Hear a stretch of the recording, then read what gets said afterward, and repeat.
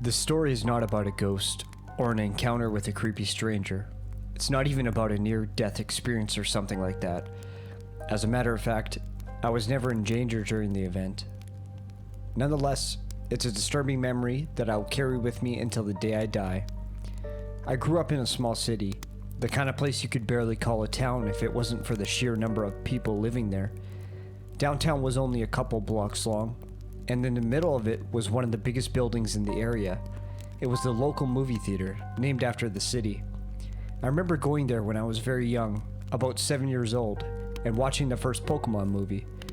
It was probably nothing compared to the theaters we have nowadays, but back then it was huge for me. I loved it. So when a few years later I heard the cinema was going out of business, I felt really sad about it. The building was sold to a religious group that used it for their services. You know the type. Loud music, big crowds with their arms in the air singing prayers, some having seizures on stage while the pastor yells through a mic. Every time I walked past the old cinema, I would see the announcements of the congregation where the movie posters would have been, and if they were in session, you could hear them singing from the other side of the street. This group owned the cinema for nearly a decade, until the local government bought back the building in order to restore it as a historic landmark of the city. When this happened, I was studying construction, with the intent to follow architecture or civil engineering at college, and my class was very lucky to be involved with the cinema's restoration project because two of our teachers were architects working on it.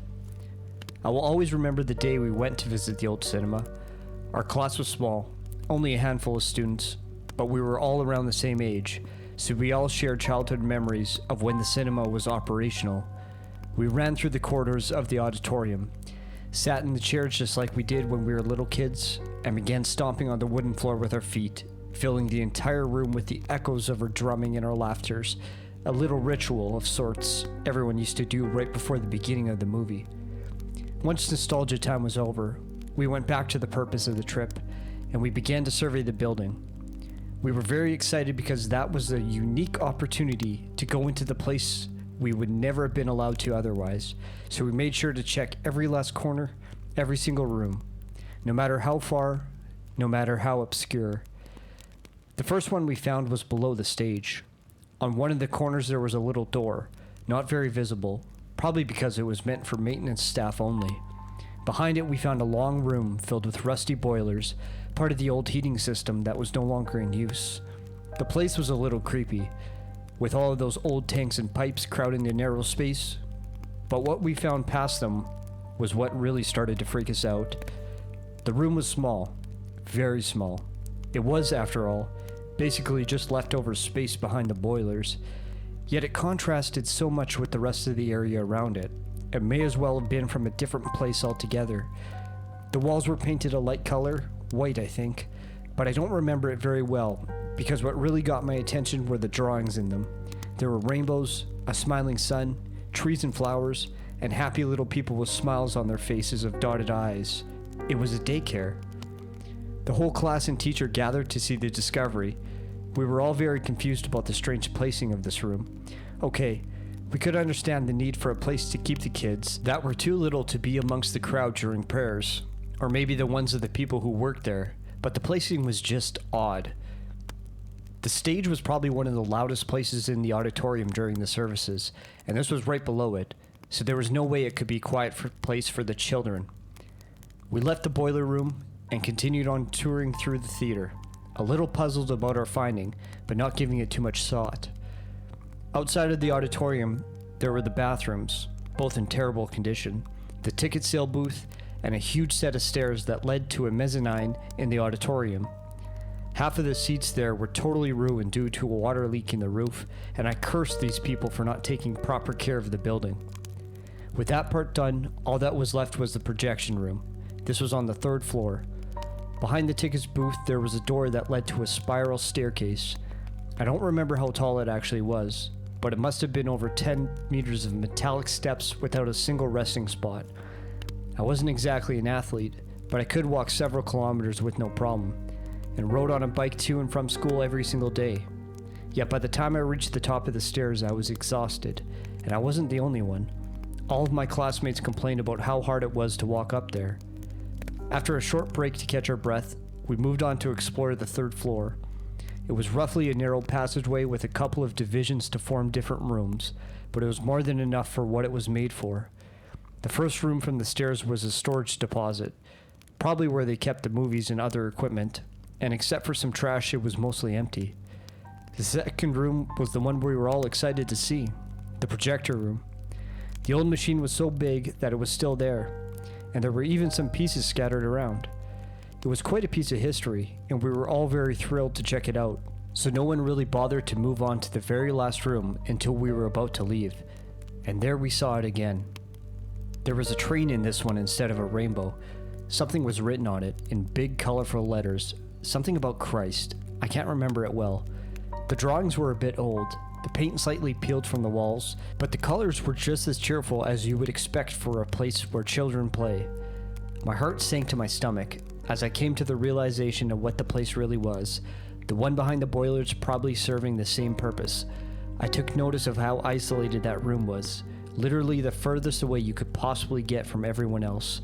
I thought about the 3 floors of stairs and imagined what it would have been like for a child to walk all the way up, only to end up in that room, the room with the colorful train in the wall. My classmates and I exchanged horrified expressions as I knew they were thinking the same. We never visited the theater again, even though we continued with the restoration project for several months, and we never talked about those 2 rooms. Cases of molestation in the church are well known by everyone, to the point that the pedo priest is practically a cliché. But this is the kind of thing you think happens in some place far away, in another city, even in another country. You never imagine it can happen in the very same town you live in, the place where you grew up, in the very same building where you once watched a Pokemon movie when you were just 7 years old.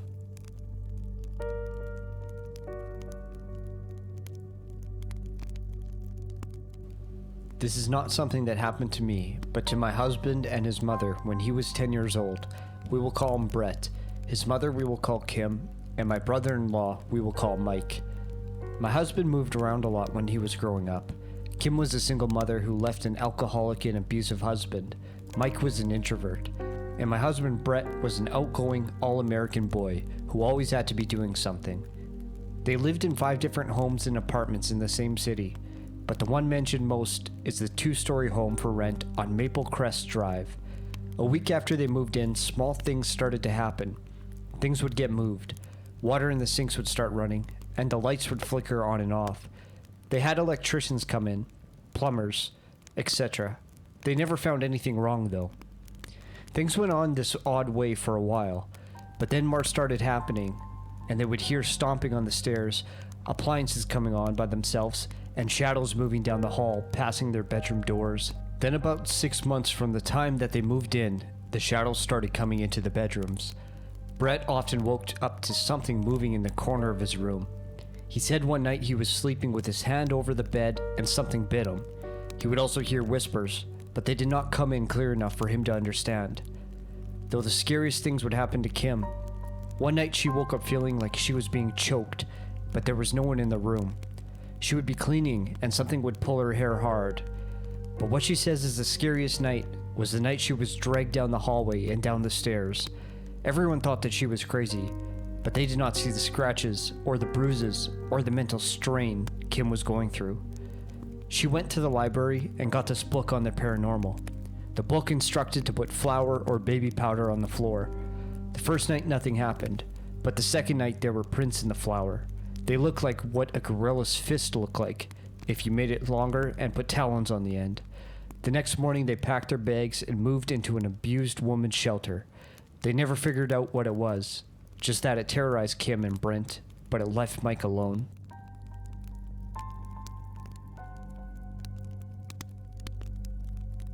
When I was younger, I'd go visit my grandparents all the time. They lived in a 1-floor house with an unfinished basement. I never liked it down there. It felt small for being a big basement. There was a little door down there that was for storage, and I always got a horrible feeling when going close to it. And let me add that this was a newer house that was about 6 years old. Now during the time I was about 6 or 7, I felt so uncomfortable going down there, even when I was with someone I didn't like it. I remember going down there with my grandma to help with something. She had to run upstairs because someone rang the doorbell. She said she would be right back, even though she knew how I felt about being alone down there, but I nodded and said, okay. She was gone, and I was alone, and I started to get a bad feeling in the pit of my stomach. I didn't move and didn't want to. Even though the lights were on now, this is where everything started happening, and it still gives me chills. The lights started to flicker, and I started to hear noises, and what sounded like talking, and it was not coming from the upstairs, but in the storage room. I heard someone say my name. Here's the part that freaks me out the most. The voice sounded like my grandma, and I was confused as hell. How am I hearing her when she was upstairs? I didn't want to move, but me being the curious one I am, I started moving towards the storage room door. The closer I got, the worse the bad feeling came. When I got to the door, the lights turned off in the basement. I wanted to run upstairs and hide, go home somewhere that wasn't the basement. I heard my name again for the second time. My grandma's voice asked me to open the door to help her, so I did, and I regret it. I couldn't see anything. It was pitch black. I couldn't hear anything either, but faint laughing that felt like forever. But when that laughing stopped and the lights turned back on in the basement, I felt a bit better with the lights back on, but the downside I could still see a little bit into the storage room. I saw a small clown doll in the storage room, and my grandma hates clowns with a passion and wants nothing to do with them. So why is there a clown doll? I have no damn idea. Then the lights turned on in the storage room. I saw red that looked like blood all over the place. I screamed and blacked out, and the next thing I knew, I was lying on the couch, my grandma looking at me and asking if I was okay. I have no idea if this was real or a dream, but it sure as hell felt real. If you have any ideas, please let me know.